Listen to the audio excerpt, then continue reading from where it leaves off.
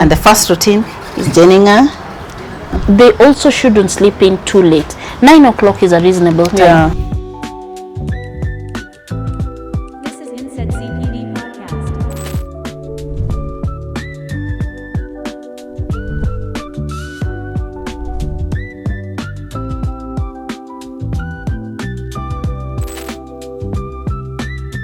Ladies and gentlemen, welcome to another episode of Inset CPD.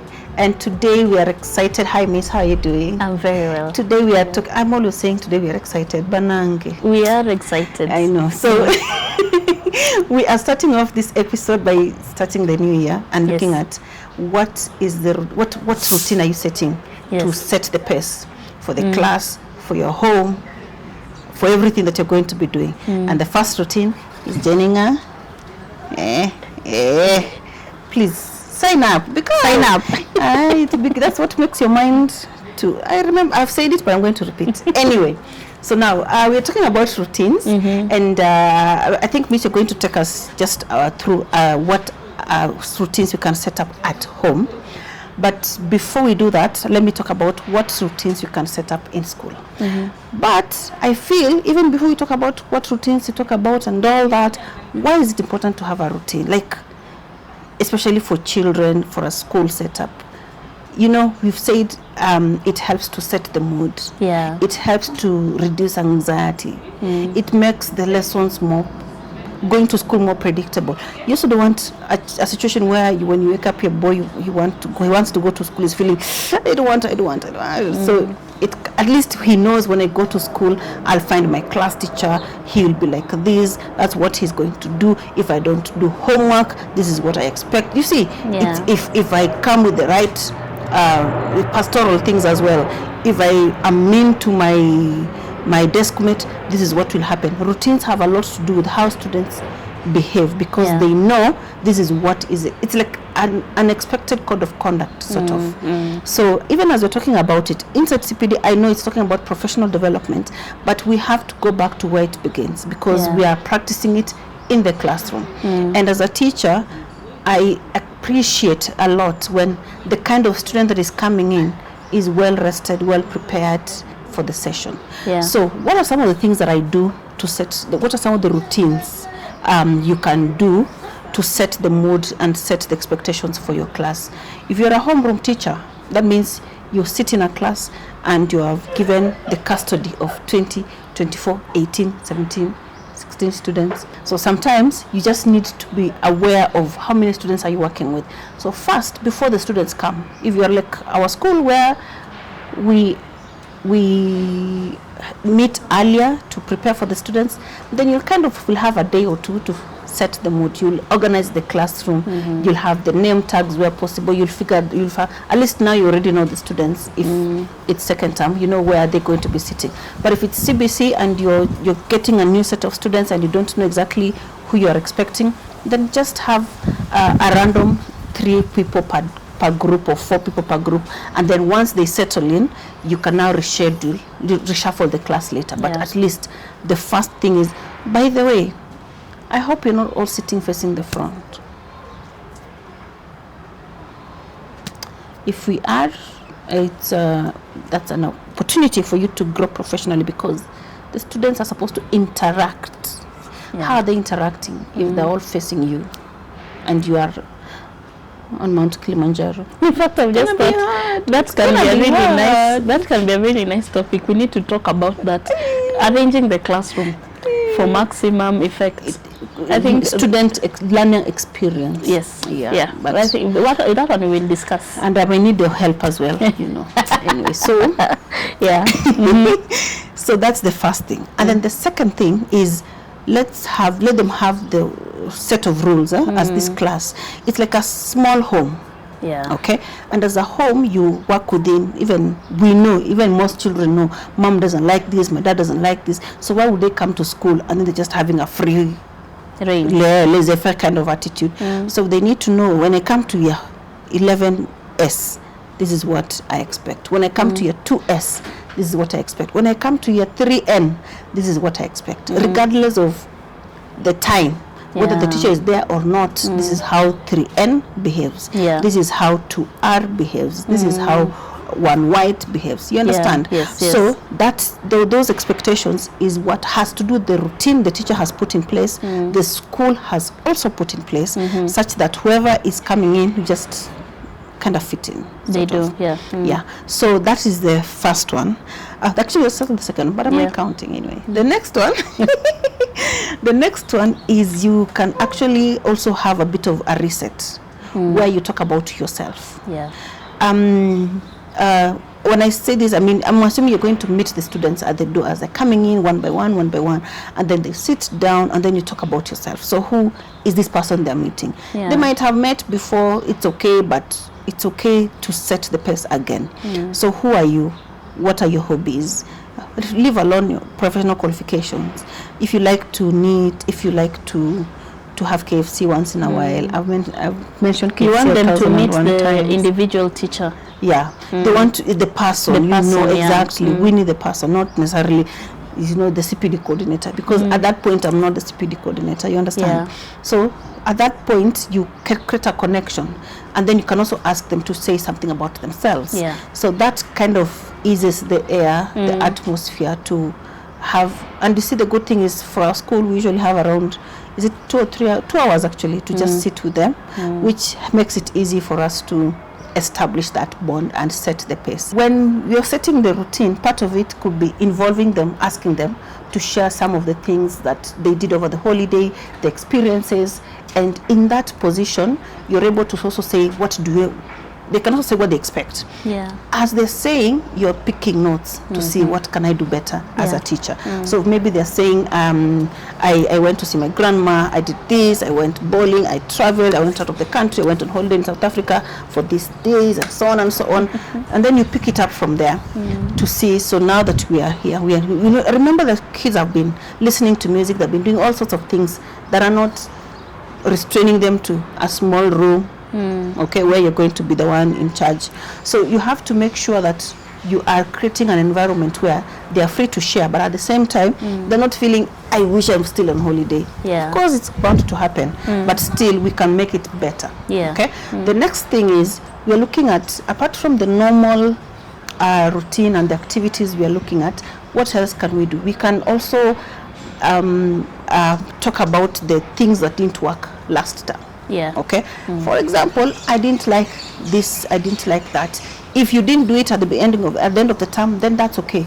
You can start the term by saying this is what I didn't like, and we set the pace that way. Like now, a reflection. Exactly. And if you're a leader, Yeah. that's also the right place to begin as a leader. Yes. Like, this is where we were as a school, this is what we achieved as a whatever, and we are starting off. You say something about yourself, you allow the members of staff to also do the same, to reset, so that you also don't feel like you're, as I said, worlds apart. Yeah. And then finally, I think we're going to move to parents. I'm sure there's many other things we can talk about to set the mood and the routine for students as teachers. But I think, Miss, you're in a better place to share with us what are some of the things that you can do as a parent to set the mood and the pace for the new school term and new school year. Right. Yeah. So yes, parents, this routine is not for teachers only. There's a routine we actually expect parents to help us as teachers to help your child roll into the school year. Remember, this is back to school routines that actually work. So we think about routines as things that help set your children up for success, but you'll also make your work as a parent easier. Now think about it this way. The children have been on holiday. Their bedtime routine was already mixed up, adjusted. Their waking up routine was changed. Their feeding time. There's been just a lot of changes. Late nights, early mornings, or late mornings. So one of the things we actually encourage parents, start on a bedtime routine that is going to allow your child to be effective in school. There's nothing as frustrating to your own child when they get to school and they're sleepy, or they're not well rested, and they're tired, and genuinely they are tired. So what can you do to support your child? Why are they usually tired? They are tired because they didn't sleep well. What were they doing? Maybe TV, or and they where's just the parent when they're watching TV? Well, people have different home routines, so we will respect that. But sometimes it's not But TV. that's a point as parents. We don't allow because on Wi-Fi they've hidden the nini, they've hidden The phones under the duvet. You know, one of the And they're things like, we talked yes, about, good night, mom, good night. and then they are undercover on their phones. Yes. There's that. So please work on a routine, and it starts from the youngest one, including those going to kindergarten, to nursery school. They need a lot of sleep time. Yeah. Some of us can be drastic, but I applaud parents who let their children go to bed by 7. Yeah. The younger ones who don't need to do a lot of revision, let your child be in bed by 7, because they will automatically be up by 5:30. How do you get to that, miss? In the first few weeks will be hard, a few days will be hard, but what happens, remember they're from school and they're tired, and after a long day, let's say day 1 was eventful, there's a lot to do, they're genuinely tired. Yeah. They'll come home, if possible, as soon as they reach home, they shower, refresh, and eat dinner that early, instead of the snack, then dinner. Yeah, because you also don't want them to go to bed when they're very full stomach. It's also Right, not or if they snack, They won't there are eat. high chances they will not eat dinner well. which is not So healthy. so, and we also are cognizant that there are those who don't have the privilege of eating both snack and dinner. So whatever is available, let your child eat as soon as they're from school, freshen up, eat. This first week, there are high chances they don't have a lot of homework. But whatever you can, start it. The children will resist it, I can assure you. But if they can be in bed by 7 or latest 7:30, let your child get enough rest. Because when they are in bed by 7, if you wake them up at 5 or 6, they'll have had their rest. It's not a which struggle. is important. It's not a struggle. And even if it will be, they have had the rest that is needed. And then your child is ready for school. Now that takes us to the older children. Maybe you have children in grade 7, grade 9 who will resist sleeping at 7, and be practical. They can sleep at 7. But they also shouldn't sleep in too late. 9 o'clock is a reasonable time. 9 o'clock is reasonable because between the time they had their snack or their food, they've had enough time, 3-4 hours of study and just looking up after the day. So a routine that we need to be very keen on as parents is bedtime routine. When is your child getting to the house? When is your child getting to do their freshening up? When is your child getting to eat? And then when is your child sitting down to check through the day? Because sometimes you don't meet your child until they get home. Some of you have the privileges of driving with your child home. Back home. And some of you get to meet them at home. When they get home, between that time, this is also time to check in with your child. Make it a routine. Figure out, what is my child experiencing in school? How was your new class? Who are your new classmates? What if, miss, you don't meet them until the following day? You still need to be intentional. So that means you have to set something that even when you're not there, you know that this is what, The thing is, as a parent, be intentional about checking in with your child. So with the guardian, whoever is available to there, take care of them. Yes, check in with your child. It's important because it helps them to regulate. Remember we talked about routine helping the children to regulate? Reduce it's anxiety, very important. So we've talked about the bedtime, but then even waking up time. Because they'll wake up at, let's say, I don't know what time, depending on how far the school is. What time school begins also, what programs they have before lessons begin. So the wake up time routine should be constant. What we're asking is, let it be constant. If the child has to wake up at 5, let it be 5. But don't wake up your child too early in the name of trying to be punctual, and then you've just eaten into their time. One thing you need to know is the morning session also, think about it. Somebody jolts you into waking up early morning and rushes you. It spirals your day and just ruins it. So enough time. You wake up, you check in, the way your system loads. The children also need that kind of loading. And then as they continue with their morning, take breakfast. Parents, please let your children take breakfast. Don't let children just leave. And I pray and hope that there is something for the child to eat as they go to school. Miss, can I say something? Can I jump in? Yes. Can they also be fresh? Can they also freshen up? Sometimes I've seen kids coming to school with their hair that is so dry. The body skin is so dry. You can tell they just woke up. They threw on the shirt, they threw on the trouser. And left. Yeah. They've not brushed their teeth. If you look at their eyes like this inside, you see from sleep from yesterday. I know you might not be at home, but who is there to make sure that at least they're presentable? So even as you're talking about those things, I just, you see, they're going to be with me the whole day. And with other I hear students, you. and other And students, how you tell they're them to showing up. discuss what we are doing. They're like, we don't want to be in a group with so and so. Yeah, because of the body odor. Yeah, and even Because of you as a breath. parent. Yeah, or the child had seriously, Winnie. Or sometimes the child had, like, some children wet the bed. And they come to school as they are. Actually, your point is one of the biggest points. I should add it to it. Parents, check, or guardians, your child, how are they ready for school? Can they freshen up? If you are in a place, they've started that. yeah, if you're in a place where it's not too cold, let them shower.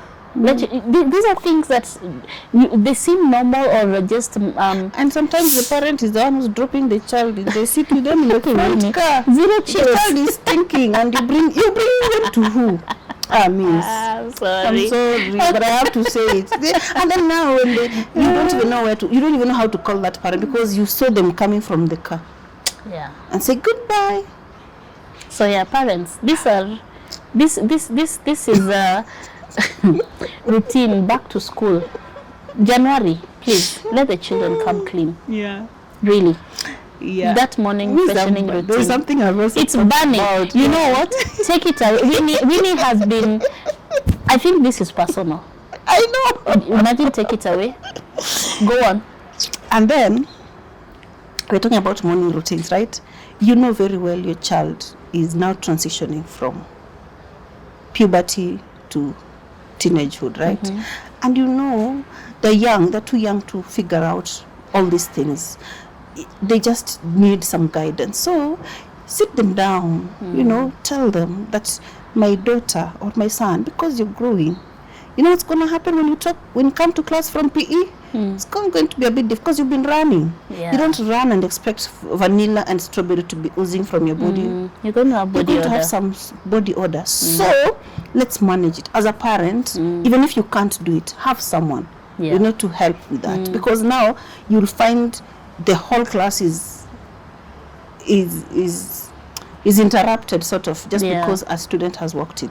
And I'm not judging, I'm just saying it's my responsibility as a parent. If I can't be there, then I can provide the knowledge, can provide the support, and even the products the child products needs. themselves, Yeah, yes. like In it's fact, part of back to school shopping. Exactly, because Get who's going real. to buy? They can't buy for themselves. Who's going to provide the money? So help them to just get those things done, because it becomes easier for me as a teacher. Even if I have to jump in, I'll just say, this is how you can go about it. It's easier than having to do it all the way from the beginning. You understand? Yeah, and it's true. We're talking about back to school routines. So as part of the shopping, and parents, you'll be snacks, surprised. and then means the snacks they're going to carry. Before we get to snacks, I want to just reiterate something. The back to school shopping, deodorants and freshening up products. Sometimes you think your child is too young, but nowadays as young as grade 4, your 7 children years, are 8 already years. having this sweat, the very strong conch sweat that is, you need a deodorant. Or if you are feeling that it's still too early for deo, get lemon. Just a bit of lemon and let them put them under their armpits. This is something that will help even the self-esteem for your child. It's very, very important. And remember, we are not judging, but these are children that we meet every day, and children are refusing to have them in their group discussions simply because either they are having halitosis, morning breath, because they didn't brush. They are not drinking water. In fact, no. I love for me. Let them drink. Hold on, this. Let them have water. Drink water. I didn't even. And then clean up. Let your children come to school with clean clothes.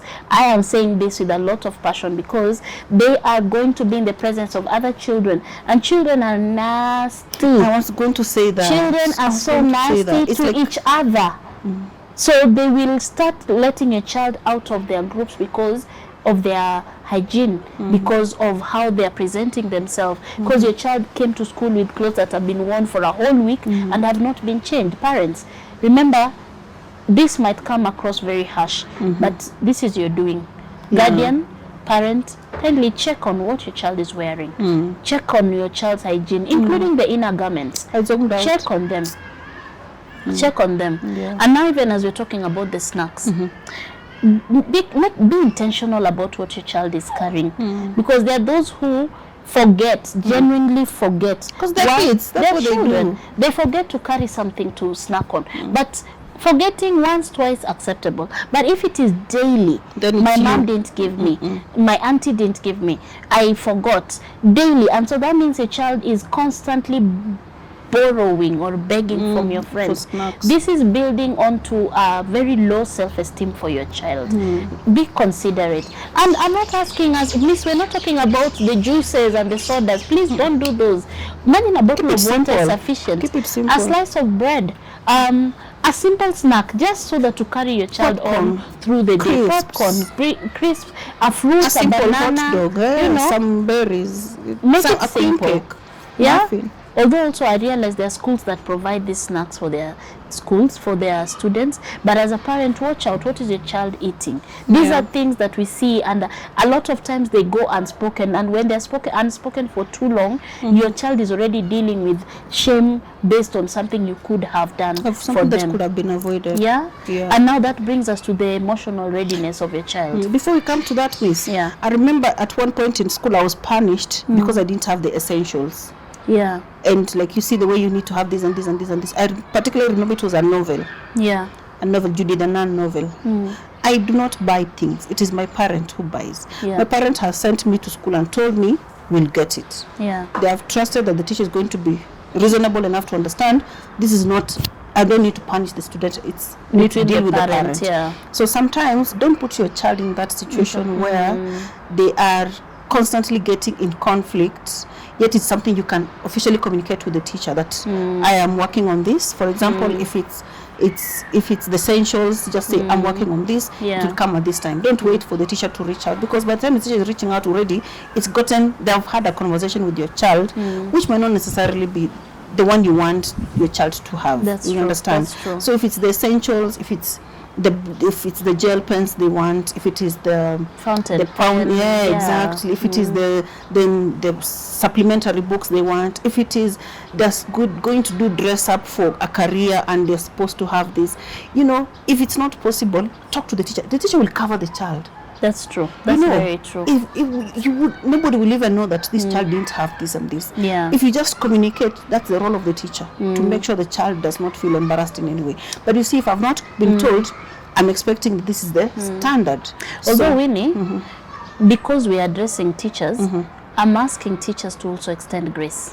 I know. Because we have teachers who, because it was a child's responsibility or the parents' responsibility, teachers, you have no business trying to dress down a child because they didn't bring it. Now that it's not there, so what do you want the child to do? Okay, yeah. Yeah, it's a unique situation. I think we talked about this at one point. We did. Yeah. Parents need to take responsibility, but in the event that somebody dropped the ball, teacher, if you're going to shoot anything, you're shooting to the parent, shoot not it to to the the child. parent, because The extend adult in the room will understand better Than a where you're child. coming from.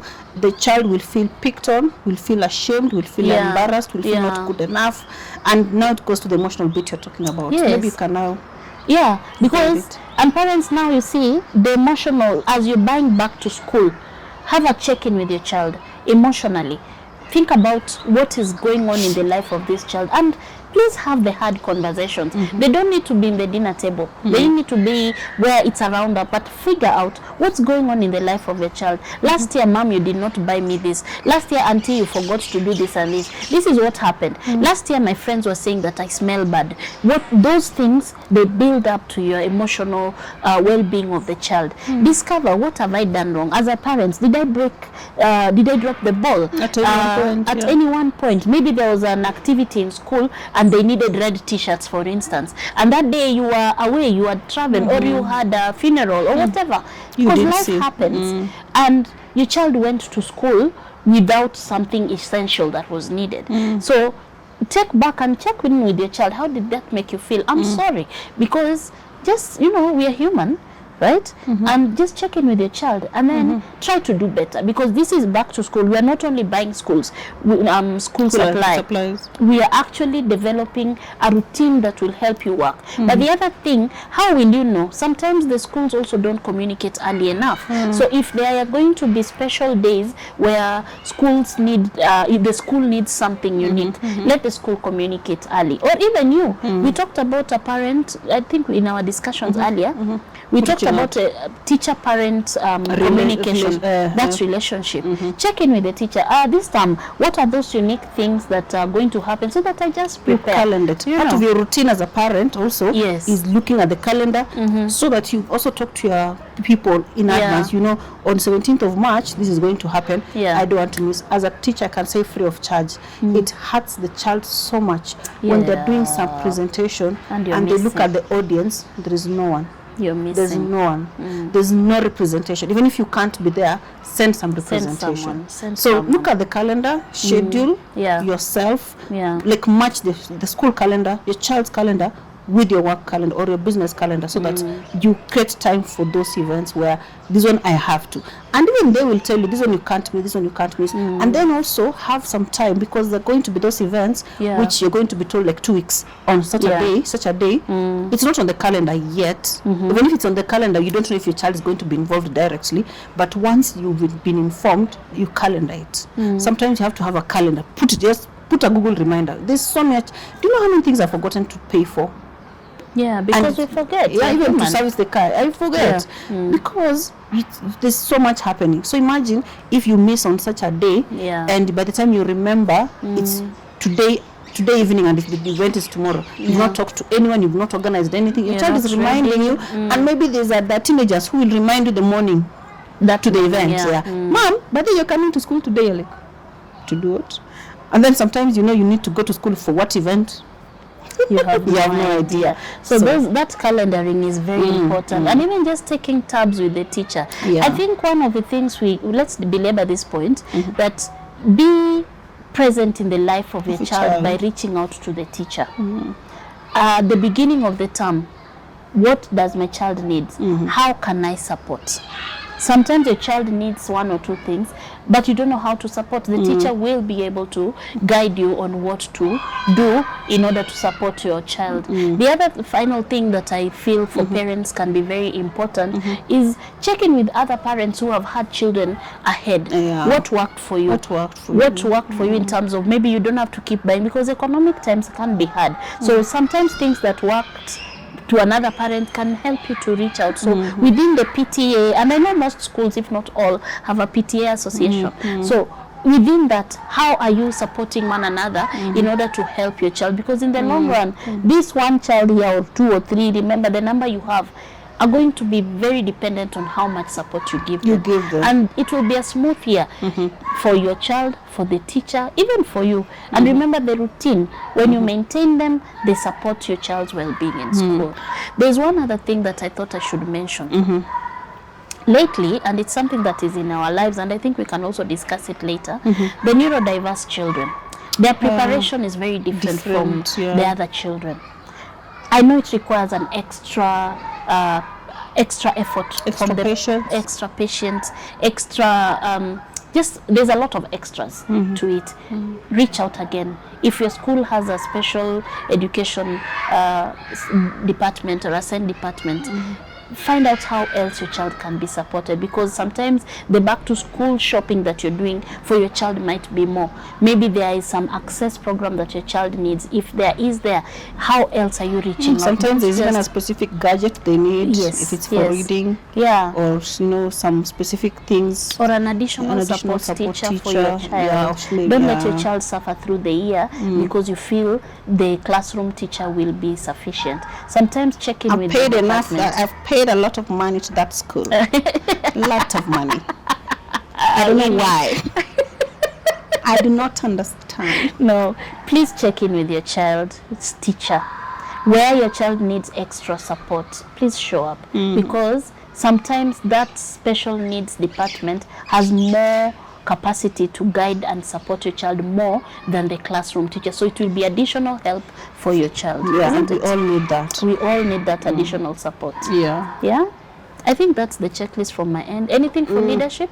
For leadership, I think what is important is we're looking at goals, right? Yeah. So because any organization has set, this is what we did, how we performed, and what worked, what didn't work. Yeah. So I feel what I would suggest is at least have a check-in with the people that you work closely with, so that they can give you feedback, and then check in with the rest of the people. So it can be middle managers to just give you feedback, Yes. and then now feedback from now everyone else. This is going to help you to set the pace in two ways. Number one, we will know that these are the challenges that people have faced last time, and they had to do with me. You understand? Yeah. Rather than them. You know, sometimes it can be a me problem or a you problem. If it's a me problem, then it means what can I do to make it easy for them? Yeah. As a leader, you're supposed to be finding solutions every other time. So for the best way is to know the problem so that you create a solution, and then also establish routines by setting the pace in terms of communicating early enough what is expected. Yeah. Let the expectations be clear from the beginning, that this is what I expect a specific prep teacher to behave like, senior school teacher to behave like, admin staff to behave like. That way they don't come thinking, but we were not told, but we've been doing things this way. When it changes midway, it's okay, but it becomes, you know, we all love our routines. Even I know, let's say I come to school at 7:30. If I'm told I have to be there at 7, and this is the new routine, it's a big deal. It is a big change.